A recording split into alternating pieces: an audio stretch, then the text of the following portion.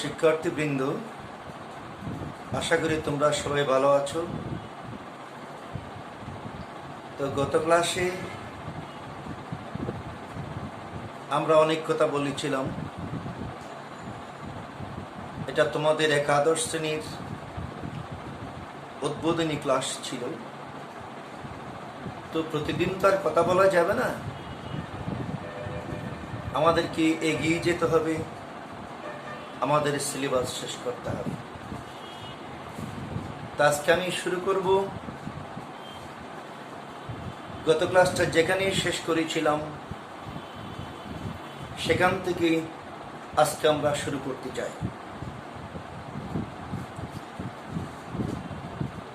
গত ক্লাসে আমরা শেষের দিকে পরমাণুর থমসন মডেল নিয়ে কথা বলেছিলাম। আমি তিনটি কথা তোমাদেরই বলেছিলাম থমসন মডেল নিয়ে। একটু করে তোমাদের আবার মনে করেই দিতে চাই। বিজ্ঞানী থমসন 1898 সালে পরমাণুর গঠন নিয়ে কি বলেছিলেন, যাকে আমরা থমসন মডেল বলেছিলাম। দেখো তোমাদের মনে পড়বে, তিনি এই বলেছিলেন,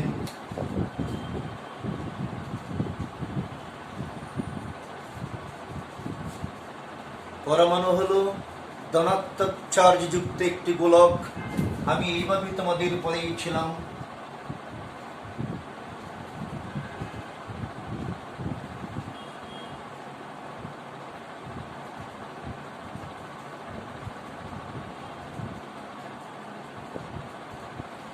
এক নম্বর কথা। 2 নম্বর কথা ছিল, তখন কিন্তু ইলেকট্রন আবিষ্কার হয়েছে। এই গোলকের মধ্যে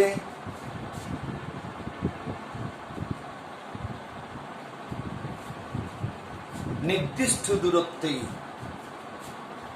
ইলেকট্রন থাকে, ইলেকট্রনগুলো বিন্যাসিত থাকে।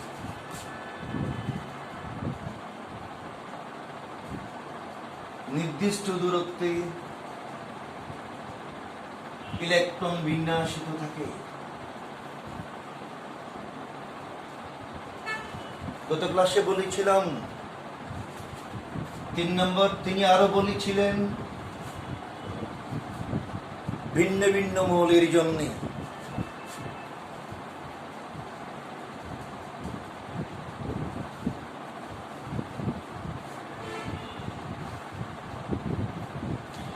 এই ধনাত্মক চার্জ এবং ইলেকট্রনের সংখ্যা ভিন্ন ভিন্ন হবে।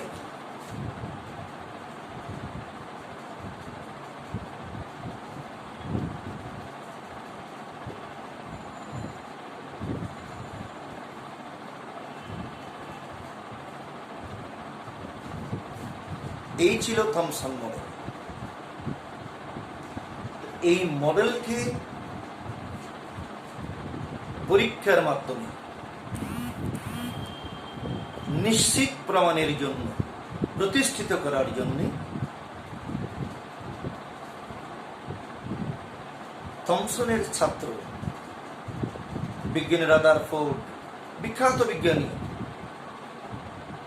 যিনি 1908 সালে নোবেল পুরস্কার পেয়েছিলেন, সেই নিউজিল্যান্ডের বিজ্ঞানী, অনেক বইতে ব্রিটিশ বিজ্ঞানীও বলেছে একই কথা। বিজ্ঞানী রাদারফোর্ড থমসন মডেলের নিশ্চিত প্রমাণ লাভের উদ্দেশ্যে তিনি একটা পরীক্ষা সম্পন্ন করেছিলেন। আজকে আমরা তার সেই পরীক্ষাটা দেখব।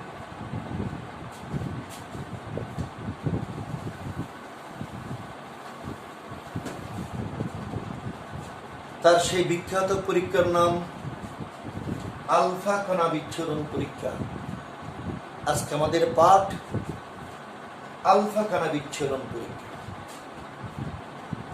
তাহলে তোমাকে প্রথমেই জানতে হবে একটা পরীক্ষার কয়টা অংশ। এটা জানার আগে আমরা একটু জানবো আলফা কণা সম্পর্কে। আলফা কণাটা কি?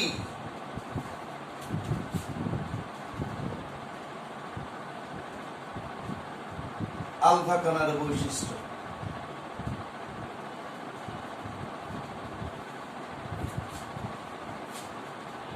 খেয়াল করবা,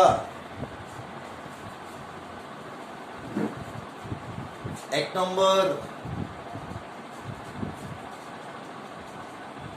আলফা কণা হলো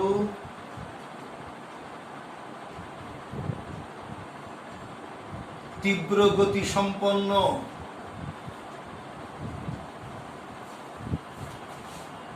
কম্পোজিট কণিকা।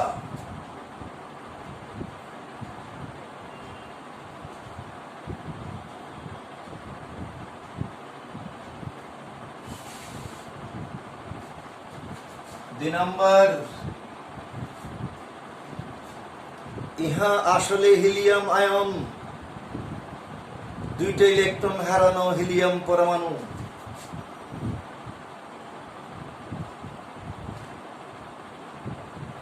ইলেকট্রন হারানো হিলিয়াম পরমাণু বা হিলিয়াম আয়ন বলতে পারি আমরা।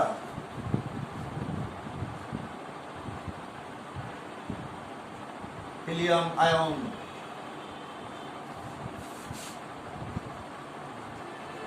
ইহার গতি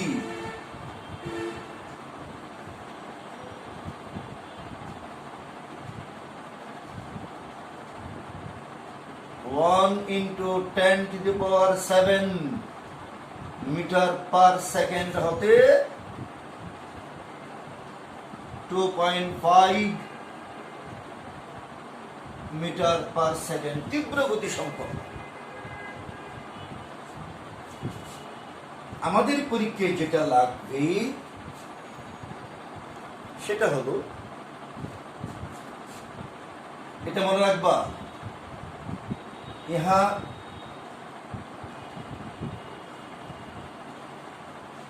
জিঙ্ক সালফাইড এর উপর পতিত হলে দীপ্তির সৃষ্টি করে।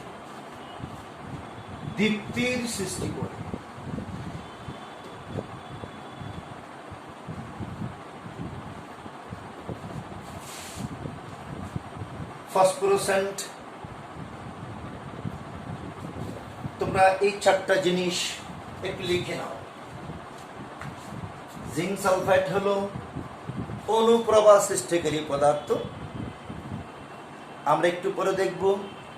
তার উপর যদি আলফা কণা পতিত হয় সেখানে দীপ্তির সৃষ্টি হবে, অনুপ্রভার সৃষ্টি হবে। তাহলে এই চারটি বৈশিষ্ট্য তোমরা একটু লিখে নাও।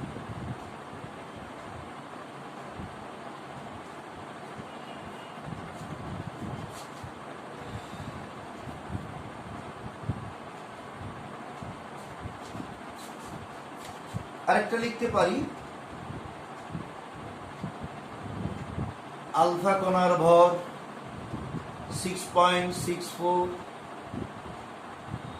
10⁻27 কেজি। এই ভরটা আমাদের লাগবে, তোমরা এই ভরটা একটু লিখে নাও।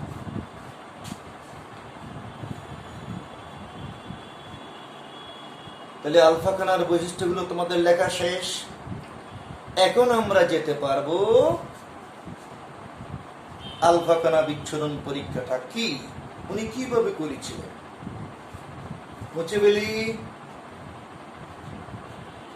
তোমাদের লেখা শেষ।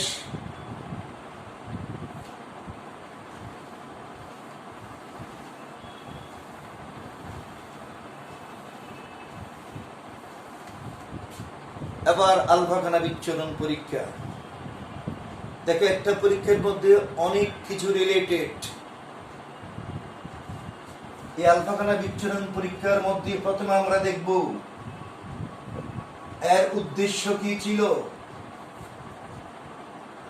এটা আমরা দেখব রাদারফোর্ড কেন আলফা গামা বিচ্ছুরণ পরীক্ষাটা করেছিলেন, তার কি উদ্দেশ্য ছিল এটা দেখব। 2 নাম্বার উদ্দেশ্যটা কি ছিল? Thomson model.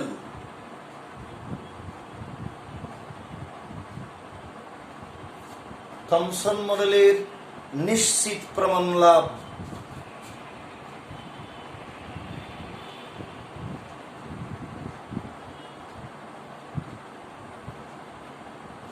এটাই ছিল উদ্দেশ্য। 2 নম্বর একটা পরীক্ষার মধ্যে উপকরণ লাগবে।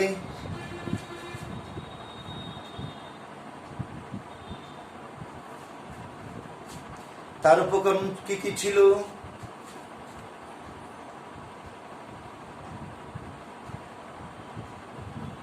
পাতলা স্বর্ণপাত, যার পুরুত্ব ছিল 0.0004 সেন্টিমিটার।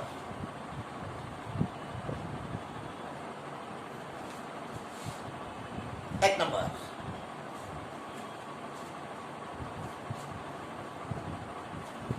তারপর ছিল জিঙ্ক সালফাইড। সালফাইড ডাবের ড হবে উচ্চারণে। জিঙ্ক সালফাইড প্রলেপ যুক্ত পর্দা।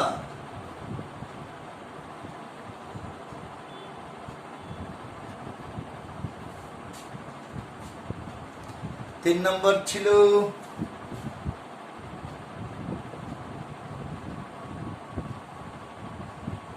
তেজস্ক্রিয় পদার্থ রেডিয়াম। 4 নম্বরে ছিল লেড ব্লক।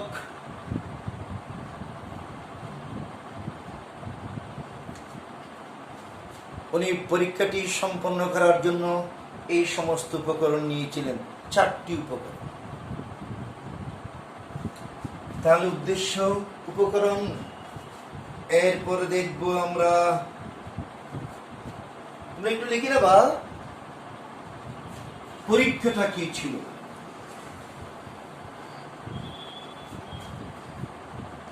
এরপরে যাব ওই পরীক্ষার পর্যবেক্ষণ কি ছিল।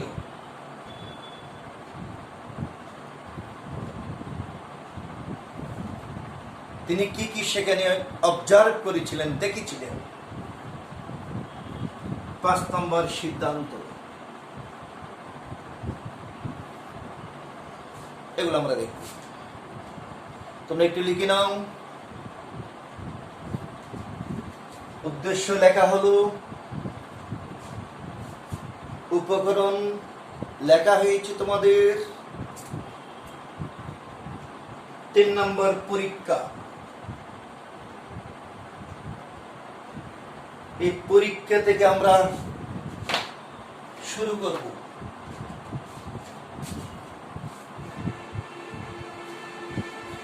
আমি এগুলো মুছে ফেলি, তোমরা লিখেছ।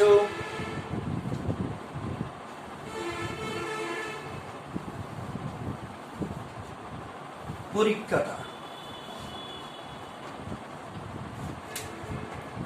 দেখব। 3 নম্বর পরীক্ষাটা। পরীক্ষা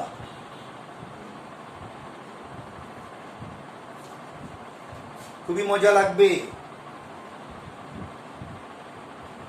প্রথমে নিলেন তিনি স্বর্ণপাত। আমি একটু আঁকতেছি, আমার অঙ্কনটা সুন্দর নাও হতে পারে, তোমরা আরো সুন্দর করে আঁকবা।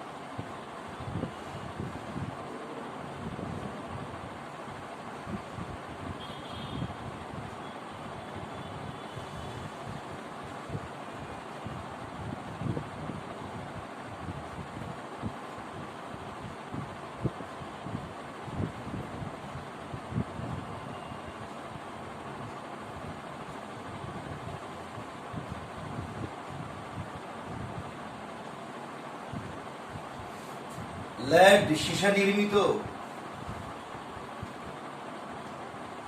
তেজস্ক্রিয় পদার্থ রেডিয়াম,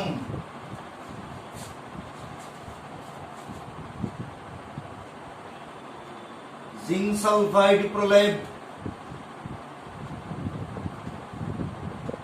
যুক্ত পর্দা, এটা হলো স্বর্ণপাত।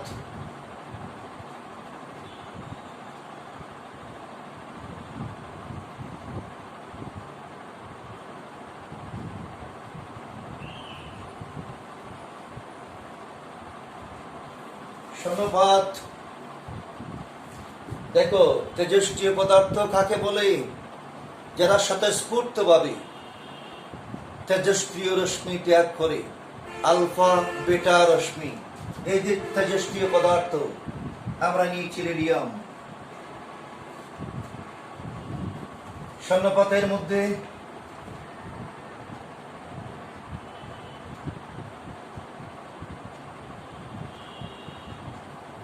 আমি আগে এঁকে ফেলি, তোমাদের বুঝতে সুবিধা হবে।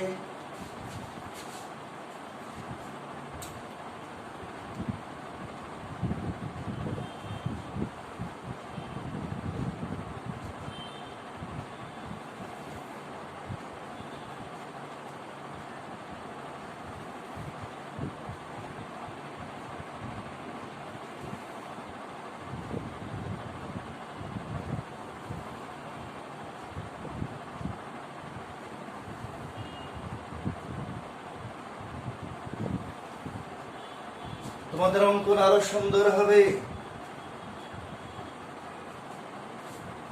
দেখো, এটা পাতলা স্বর্ণপাত, এই যে এটা পাতলা স্বর্ণপাত।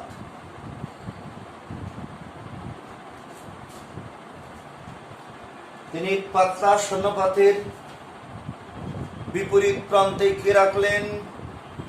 জিঙ্ক সালফাইড প্রলেপ যুক্ত পর্দা,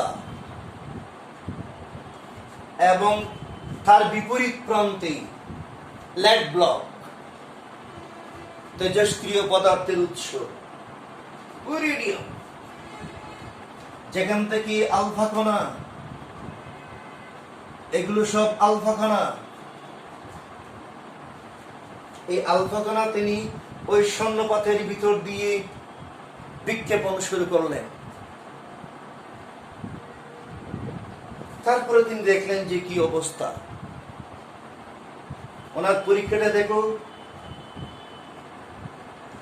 উনি পরীক্ষা করার পরে দেখলেন এই সমস্ত জায়গায় দীপ্তির সৃষ্টি হয়।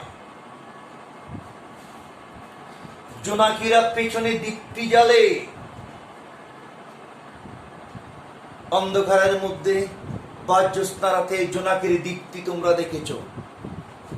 যেখানে গিয়ে জিঙ্ক সালফাইড পর্দার যেখানে গিয়ে আলফা কণাটা পরে, সেখানে দীপ্তির সৃষ্টি হয়। তাহলে ওই দীপ্তি দেখে আমরা বলতে পারি আলফা কণাটা কি সোজা গেল না বেঁকে গেল না পেছনে ফিরে আসলো। এই যেখানে দীপ্তির সৃষ্টি হয়, এখানে দীপ্তির সৃষ্টি হয়। আমি দীপ্তি বুঝাচ্ছি,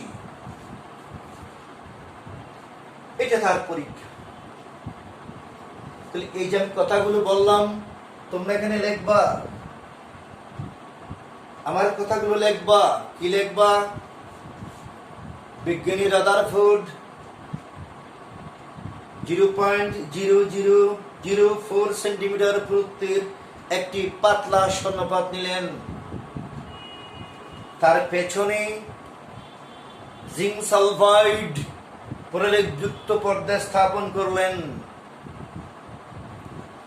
এবং এর বিপরীত দিকে লেড ব্লক, যেখান থেকে আলফা কণা বেরিয়ে আসবে, আলফা কণার উৎস রেডিয়াম স্থাপন করলেন। করে তিনি দেখলেন, দেখো কি কি দেখলেন। পরীক্ষা কাজ আমার শেষ। পরীক্ষা, এই কথার মধ্যে তুমি কথা, এই অংশের মধ্যে এই কথাগুলো লিখবা, চিত্রটা লিখবা। একটু এঁকে নাও, তোমাদের চিত্র আরো সুন্দর হোক সেটা আমি চাইবো।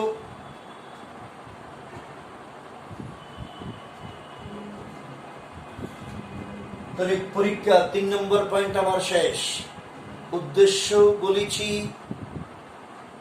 পরীক্ষার জন্য উপকরণ কি ছিল বলেছি, পরীক্ষা কার্যটা তোমাদের দেখালাম, তিনি পরীক্ষাটা এইভাবে করেছিলেন।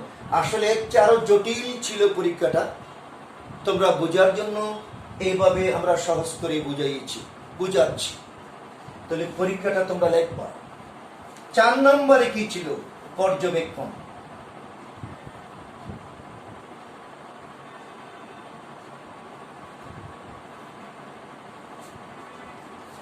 দেখো তিনি কি কি পর্যবেক্ষণ করলেন। 3টে বিষয় তিনি পর্যবেক্ষণ করলেন।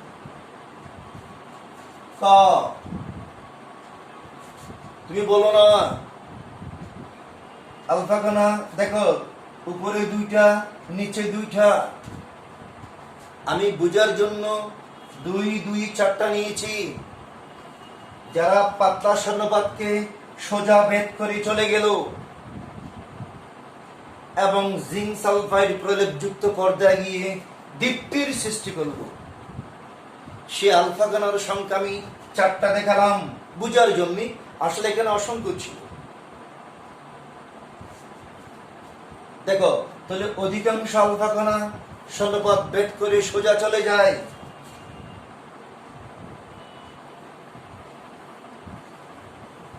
আলফা কণা স্বর্ণপাত ভেদ করে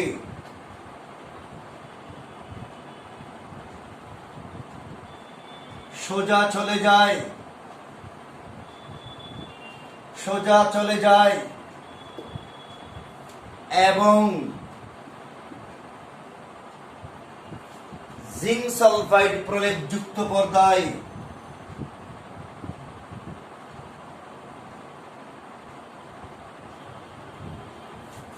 দীপ্তির সৃষ্টি করে, দীপ্তির সৃষ্টি করে। 1 নম্বর কথা। 2 নম্বর কথা, মাঝে মধ্যে কয়েকটি আলফা কণা সোজা না গিয়ে বেঁকে যায়। তাহলে আমরা ক্ষয়ের মধ্যে কি লিখবো?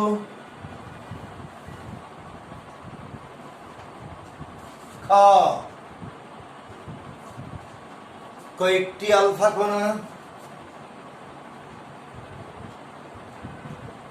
কণা সোজা না গিয়ে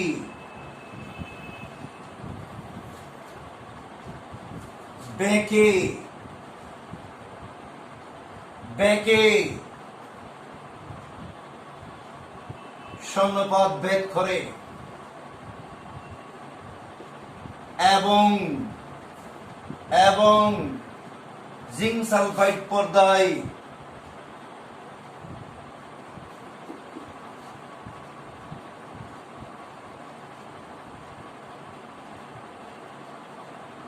দীপ্তির সৃষ্টি করে।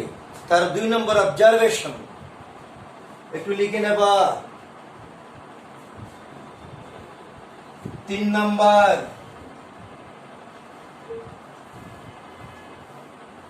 নম্বর দেখো, হঠাৎ করে মাঝে মধ্যে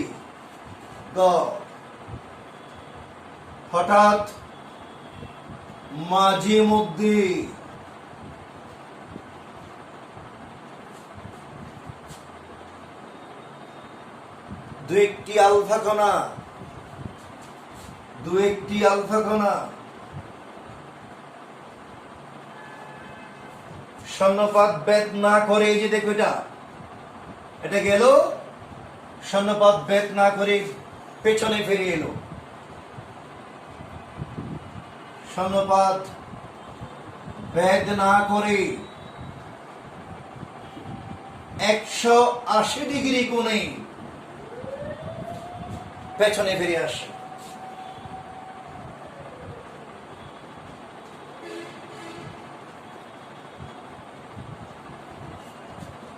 এই তিনটা তার অবজারভেশন। তোমরা লিখে নিয়েছ। তাহলে পর্যবেক্ষণ আমরা দেখলাম, এবার পর্যবেক্ষণ থেকে সিদ্ধান্তের পালা। সিদ্ধান্তের পালা। এই মাঝখানে যেই গোল জিনিসটা এর নাম আছে, এটাই আবিষ্কার করা তার মূল উদ্দেশ্য। জি, এটা আবিষ্কার হয়ে যাবে আজকে। তাহলে কয় নম্বর? 4 নম্বর না 5 নম্বর? এটা 1 নম্বর ছিল আমাদের উদ্দেশ্য, 2 নম্বর উপকরণ, 3 নম্বর পরীক্ষা, 4 নম্বর পর্যবেক্ষণ, 5 নম্বর সিদ্ধান্ত। সিদ্ধান্ত এই পর্যবেক্ষণ থেকে রাদারফোর্ড এবার তার পরীক্ষা লব্ধ সিদ্ধান্তগুলো। 1 নম্বর সিদ্ধান্ত কি? দেখে 1 নম্বর, অধিকাংশ আলফা কণা শূন্যপাত ভেদ করে চলে যায়। অধিকাংশ। তখন তিনি বললেন যে পরমাণুর মধ্যে যথেষ্ট পরিমাণ ফাঁকা জায়গা আছে, যথেষ্ট পরিমাণ ফাঁকা জায়গা।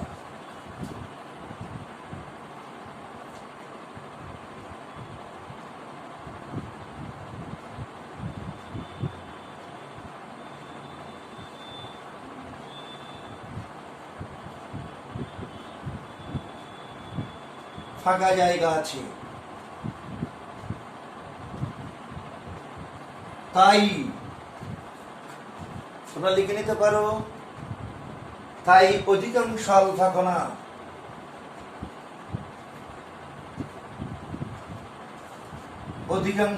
কণা শূন্যপাত ভেদ করে সোজা চলে যায়।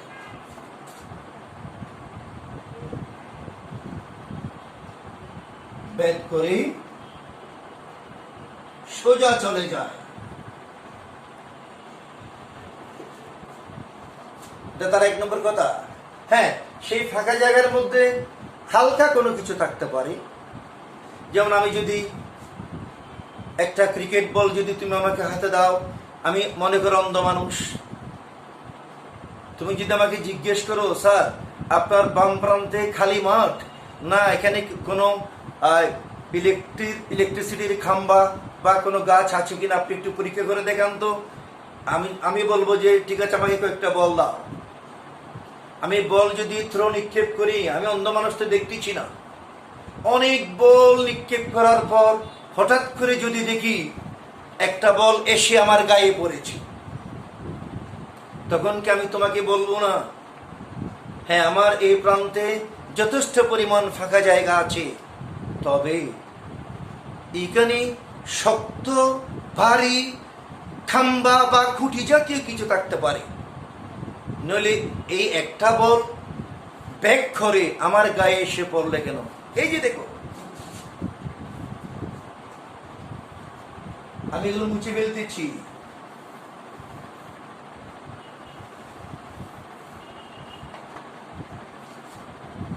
দুই নম্বর সিদ্ধান্ত খ,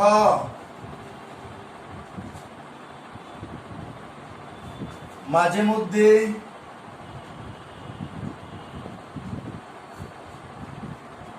কয়েকটি আলফা কণার বেঁকে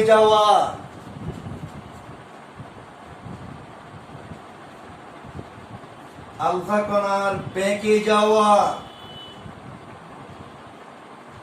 এবং হঠাৎ পেছনে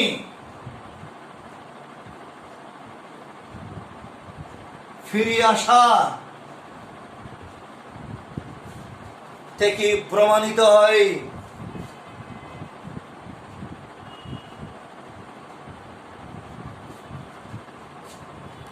পরমাণুর মাঝখানে ভারী ধনাত্মক চার্জ যুক্ত কোন বস্তু কণা আছে।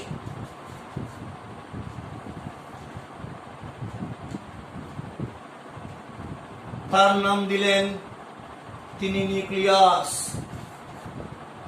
পেছনে ফিরে আসা থেকে প্রমাণিত হয় পরমাণুর মাঝখানে, পরমাণুর মধ্যে ধনাত্মক চার্জ যুক্ত, ধনাত্মক চার্জ কেন বলল তিনি? তখনও প্রোটন আবিষ্কার হয় নাই। আমরা এর আগে পড়েছিলাম আলফা কণা ধনাত্মক চার্জ যুক্ত। আমরা তো আলফা কণা বিক্ষেপণ করেছি, নিক্ষেপ করেছি। আলফা কণা ধনাত্মক চার্জ, সমধর্মী চার্জ পরস্পরকে বিকর্ষণ করে। আলফা কণা যেহেতু বেঁকে যায়, তাহলে ওই ভারী বস্তু কণার মধ্যেও ধনাত্মক চার্জ আছে, তাই পরস্পরকে বিকর্ষণ করে বলে তারা বেঁকে যায়। তাই তিনি বললেন যে পরমাণুর মধ্যে ধনাত্মক চার্জ যুক্ত কোনো বস্তু কণা আছে, চার্জ যুক্ত কোনো বস্তু কণা আছে।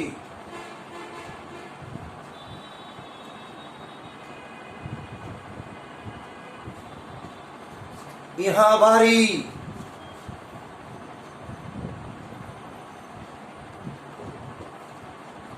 ভারী না হলে, মনে করো আমি একটা ক্রিকেট বল মারলাম, থ্রো করলাম, উড়ন্ত মাছের গায়ে যদি পড়ে, মাছের ভর এবং আমার ক্রিকেট বলের ভর এক নয়।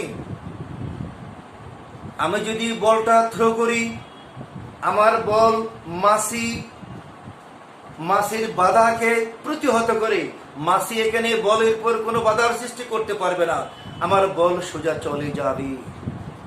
হ্যাঁ, আমার বলের চেয়ে যদি ভারী কোনো বস্তু থাকে, মনে করে একটা ইলেকট্রিসিটির খাম্বা আছে বা পাকা দেওয়াল আছে, সেখানে বলটা গিয়ে ওই খাম্বা বা দেওয়ালের বাধাকে প্রতিহত করতে পারবে না, ব্যাক করবে, বাধাগ্রস্ত হবে।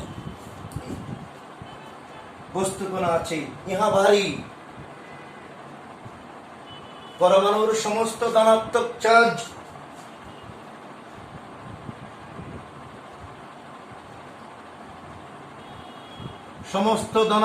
চার্জ এবং ভর এখানে নিহিত আছে, এখানে নিহিত, নিহত নয়, নিহত হলে মারা যাবে, এখানে নিহিত। তিনি এই ভারী বস্তু কণাটির নাম দিলেন নিউক্লিয়াস।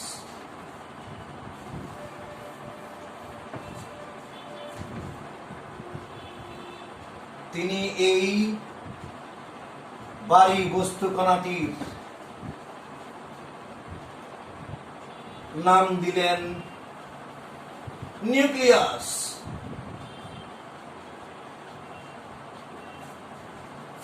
এভাবে পরমাণুতে বিজ্ঞানী রাদারফোর্ড সর্বপ্রথম নিউক্লিয়াসের অস্তিত্ব আবিষ্কার করেন। তার 2 নম্বর সিদ্ধান্ত। 3 নম্বর সিদ্ধান্ত হলো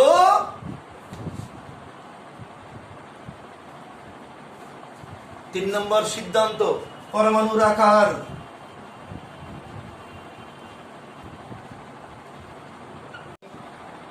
পরমাণুর আকার এবং নিউক্লিয়াসের আকারের মধ্যে তুলনা করলেন। কিভাবে? ওই যে তার অবজারভেশন, প্রতি 20,000 আলফা কণার মধ্যে একটি আলফা কণা যে ফিরে আসছিল, পেছনের দিকে ফিরে আসছিল, এই যে তার অবজারভেশন, এখান থেকে তিনি গাণিতিকভাবে হিসাব করলেন পরমাণুর আকারের তুলনায় নিউক্লিয়াসের আকার কেমন হতে পারে, পরমাণুর আয়তনের তুলনায় নিউক্লিয়াসের আয়তন কেমন হতে পারে। তিনি দেখলেন হাইড্রোজেন পরমাণুর ব্যাস 1 × 10⁸ সেন্টিমিটার। হাইড্রোজেন পরমাণুর নিউক্লিয়াসের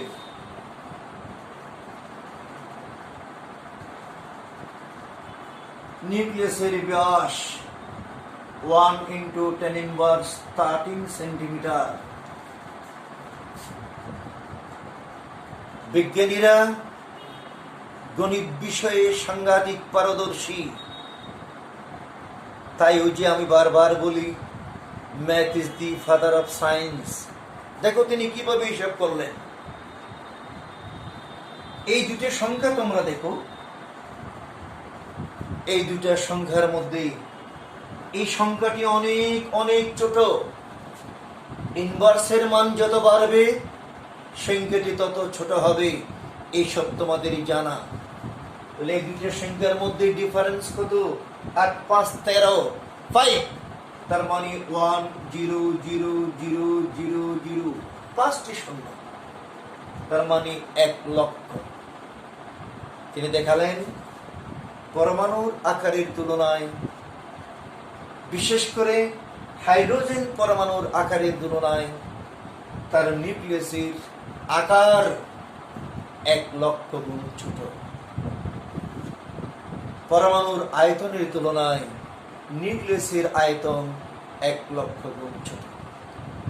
তাহলে দেখো প্রিয় শিক্ষার্থী ভাই বোনেরা, রাদারফোর্ডের এই যে একটা বিখ্যাত পরীক্ষা আলফা কণা বিচ্ছুরণ পরীক্ষা, আজকে যেটা আমাদের পাঠ ছিল, আমরা এখান থেকে কি কি শিখলাম? 3টা বিষয় শিখলাম। 1 নাম্বার, পরমাণুর মধ্যে যথেষ্ট পরিমাণ ফাঁকা জায়গা আছে। সেই ফাঁকা জায়গার মধ্যে হালকা কোনো কিছু থাকতে পারে, যেমন তোমরা টের পাচ্ছ নিউক্লিয়াসের বাইরে বিভিন্ন কক্ষপথে ঘূর্ণায়মান ইলেকট্রনের কথা আসবে। ইলেকট্রন অনেক হালকা, ইলেকট্রনের ভর আর আলফা কণার ভর অনেক বেশ কম আছে, সেই কথা আসবে। তো 3টা সিদ্ধান্ত। 1 নাম্বার ছিল যে পরমাণুর মধ্যে যথেষ্ট পরিমাণ ফাঁকা জায়গা আছে।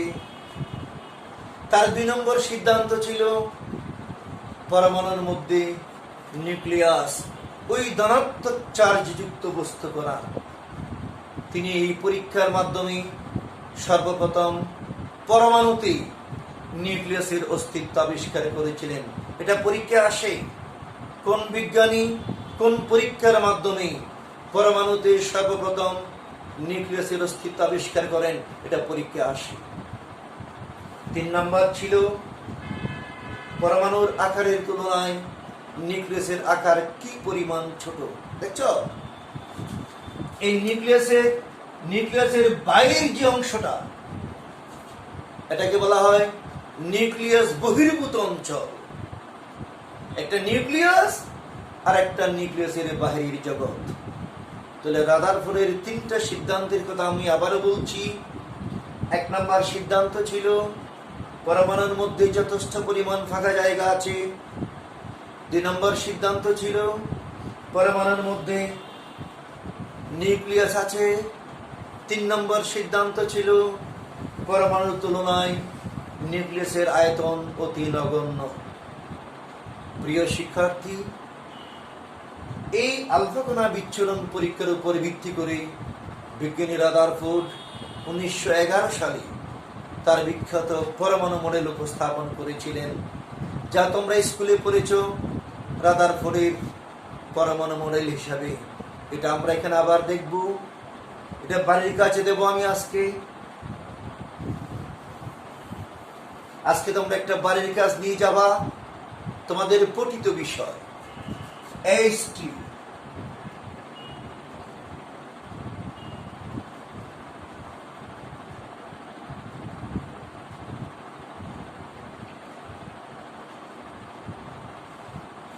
রাদারফোর্ড পরমাণু মডেল।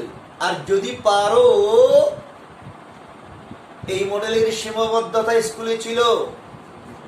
রাদারফোর্ড পরমাণু মডেল 1 2 মডেলের সফলতা আমি একটু আলাপ করবো তবু। 3 মডেলের সীমাবদ্ধতা। এই তিনটা তোমরা পরে আসবাই। আগামী ক্লাসে আমি একটু করে টাচ করি, তার পরবর্তীতে আমরা পড়ব। এখানে সফলতা নিয়ে আমি একটু কথা বলবো, ব্যর্থতা নিয়ে কথা বলবো, তারপর চলে যাব আমরা বোর মডেলের মধ্যে। এখানে একটার সাথে একটা রিলেটেড, লাফি লাফি করা যাবে না।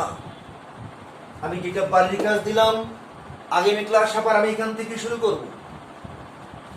তো আজকে তোমাদের সময় আর নষ্ট করব না। সবাইকে ধন্যবাদ, সবাই ভালো থাকবে।